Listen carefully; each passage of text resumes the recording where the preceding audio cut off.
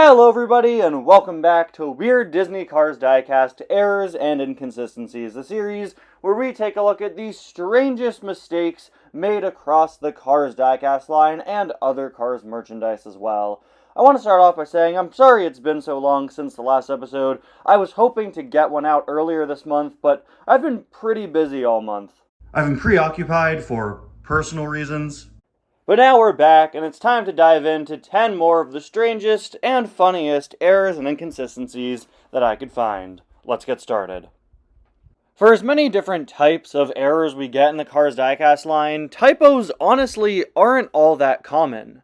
Once every few years, we'll get a Fillmore spelt with only one L, or a however you're supposed to pronounce this Lightning McQueen with sign release from a few years back. But typos really don't happen as frequently as you may think they do. Mattel and Disney and Pixar are usually pretty good with making sure things are spelled right.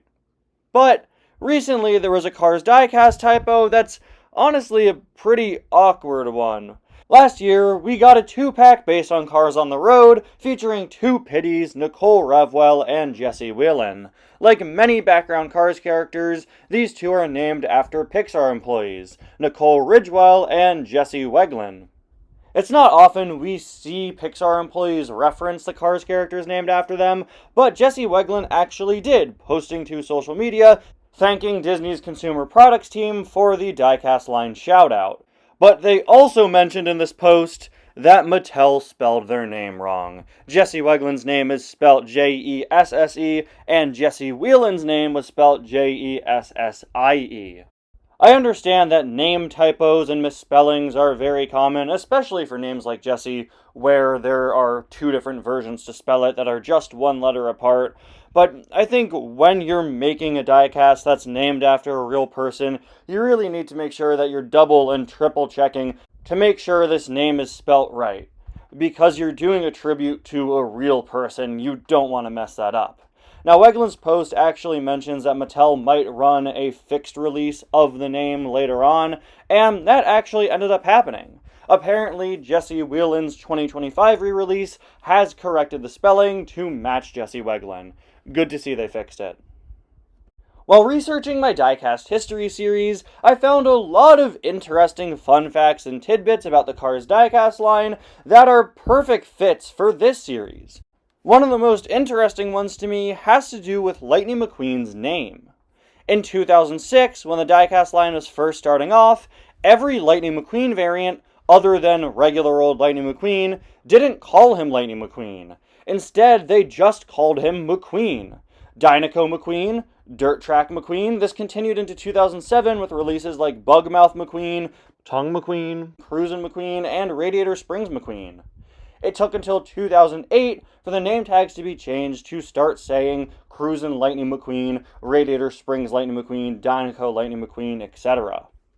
I'm not exactly sure why they chose to shorten his name for all these releases, but my assumption is that it probably is a space issue. There wasn't all that much space on these old name tags, and you want to make sure that the name of the product is in big letters, and adding more words there would just make it much smaller. In 2008, the name tags were made a little bit bigger, and the font used had much thinner, taller letters, allowing them to fit longer names on there. Regardless of how big or small the text is, I just think using McQueen's full name is a much better idea from a marketing standpoint. It's kind of weird to look back and realize that for the first few years of the Diecast line, most releases of the main character of Cars didn't use his full name. The 2017 Desert Race 11-pack is a pretty strange one for a variety of reasons. As one of the first Cars 3 multi-packs, it's a pretty good one, giving you a good variety of racers and even non-racer characters. It also included several exclusive items, Todd Marcus, the infamous Revengo racer who still doesn't have a real name, and Rusty's Racing Center McQueen? If you were collecting Cars Diecast in 2017, then you're no doubt aware of the fact that Rusty's Racing Center McQueen was a Target exclusive. In fact, nearly every Rusty's Racing Center McQueen themed item was exclusive to Target for over a year. And this 11-pack marked his first release, coming out about a month before his single. At the time, Cars 3 wasn't out yet, so we had no idea when or where Racing Center McQueen would appear in the movie.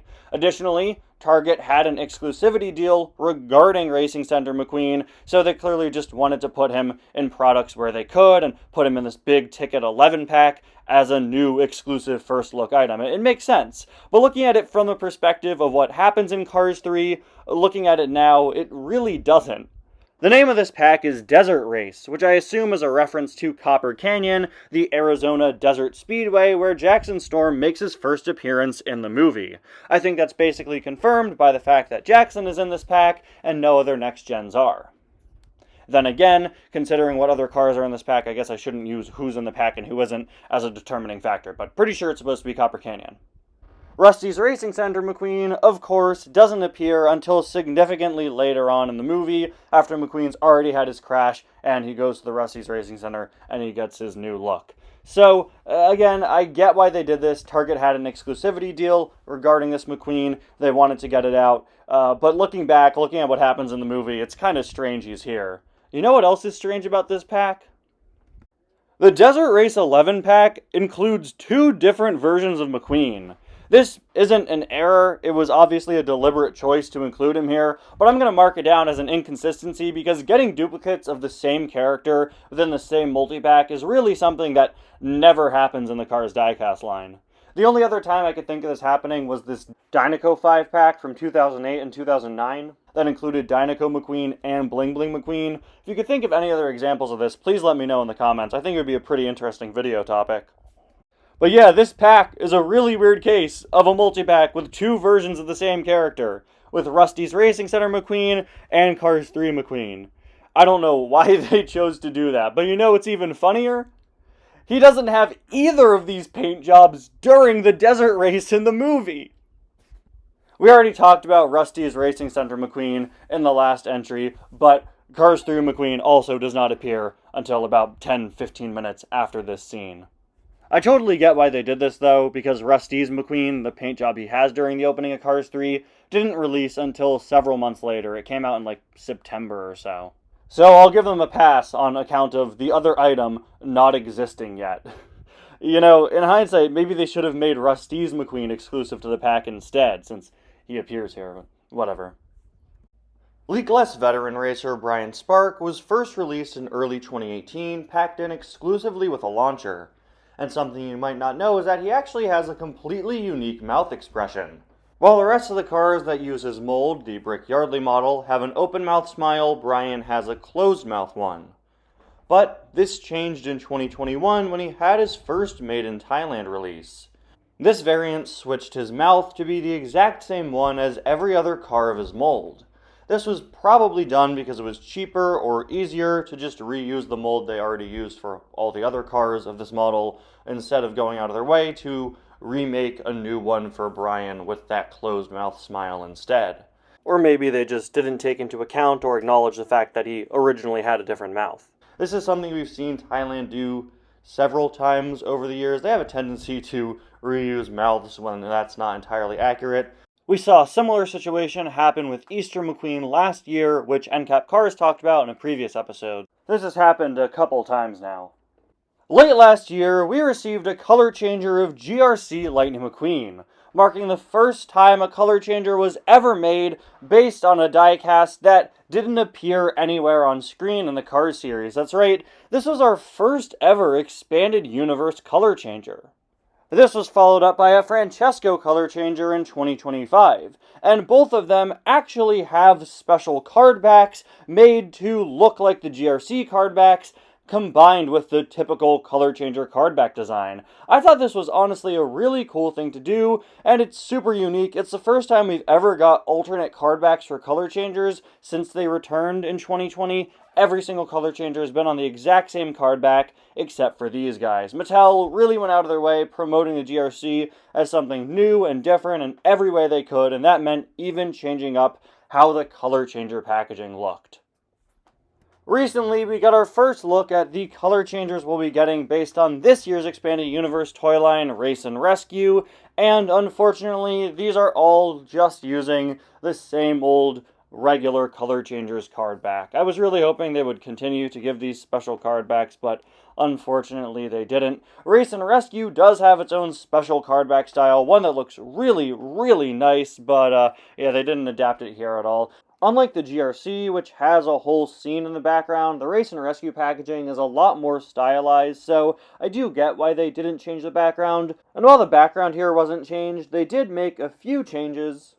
They added the Race and Rescue logo within the bubble, just like they did with the GRC last year, and they also changed, of all things, the name tag to reflect the Race and Rescue aesthetic, so they still did make a couple changes here.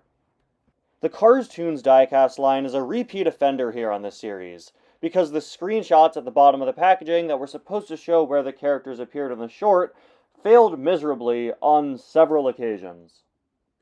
And Tabinyu from Tokyo Mater is no exception. Tabinyu is a minor character that appears in the background of several shots. You get several pretty clear looks at him. Several different images they easily could have used for his packaging. But instead, they chose this. Yeah, so funny story there. If you couldn't already tell, that isn't Tabinyu. In fact, that's an image of a different Tokyo Mater background character named Tan Sao, who is pretty similar in design to Tabinyu, but with a different color scheme. Ironically, Tan Sao was supposed to be released in the 2010 Cars Toons diecast line. He was featured in the 2010 checklist book, which is where we got his name from, and also this image, which appears to be an earlier design for him. But unfortunately, Tan Sao was never made, and in the end, all he got was his image on a different character's card back. The 2017 Cars 3 Wave of the Radiator Springs Classic line is probably one of my favorite Cars diecast waves of all time, giving us brand new expression variants or updated variants of every Radiator Springs car featured. Even the tractor got an update at this time. Red, however, stands alone as the only car in this wave that's just a regular re-release of your typical mainline red. There was really no point of getting this red unless you're an in-package collector and want a red on a Radiator Springs Classic card back. He's just the exact same as the red you could already get in the main line in 2017 and in every year, which is odd because, again, every other car in this wave was new in some way. Well, it turns out there was supposed to be a new red for this wave. Here it is, right here. It would be a red expression variant with some differences in the molding of the hose and ladder to make it a bit closer to his Precision Series model, similar to the updates done to Sally and Flo in this wave. Unfortunately, this would be cancelled for unknown reasons, and to this day, we've still never gotten it. But hey, at least now you know why regular red was the only car to not get an update here. Actually, I guess we don't know why, because we don't know why that other red was cancelled, but whatever, my point still stands. In 2022, an image of a tractor appeared on the back of the packaging for several items from the first Cars movie, making many collectors really excited that the regular old tractor diecast would be returning to the line for the first time in quite a while. But this isn't what ended up happening. Instead, we would receive an entirely new tractor variant, the tractor with tire in mouth. It seems that they just used a picture of a regular tractor as a placeholder. If not that, then I assume it was probably just a mistake and they were supposed to put an image of the tractor with tire in mouth there instead. Unfortunate because it ended up being a bit misleading. People thought we would get a regular tractor, but we got an entirely different one instead. I don't think anyone really minded though. A new variant is a new variant, and I don't think anyone has so much hate in their heart that they would insult tractor with tire in mouth. Look at it. It's absolutely beautiful. In each episode of this series, I like to dedicate the final entry to an error or inconsistency not found within the Cars diecast line, and today I want to talk about one with the micro drifters. This line of tiny plastic cars that rolled around thanks to marbles in their bases started in 2012 and released items based on Cars, Cars 2, and eventually planes. The main way to get these micro drifters was in 3-packs, where 3 different items would be packed together, not unlike what they do with mini racers nowadays. And also like the mini racers, these 3-packs were themed, giving you characters that were connected to each other in some way, like 3 of the Radiator Springs residents, 3 World Grand Prix racers, etc. But there is one really strange Micro Drifters pack that stands out and doesn't really abide by this rule. One 3-pack released in 2012 includes Holly Shiftwell, Acer, and a golden variant of Cars 1 Lightning McQueen. Now look, I'm not dissing the metallic gold Cars 1 McQueen. It looks absolutely great. I would love to get it. I am just questioning why it's here with Holly and Acer. I understand that this is like a special variant, but it's weird that they chose to put him with Holly and Acer, right? It seems super random. Why not just throw him in with other Cars 1 characters, Piston Cup Racers or Radiator Springs characters, whoever? And a line where all the 3-packs make pretty perfect sense, this one stands out as pretty odd. And there you have it, guys, another 10 weird Disney Cars diecast errors and inconsistencies. Thank you all so much for watching, as always, and I'll see you guys next time. Now, I gotta go, I have something I have to get back to. Bye now.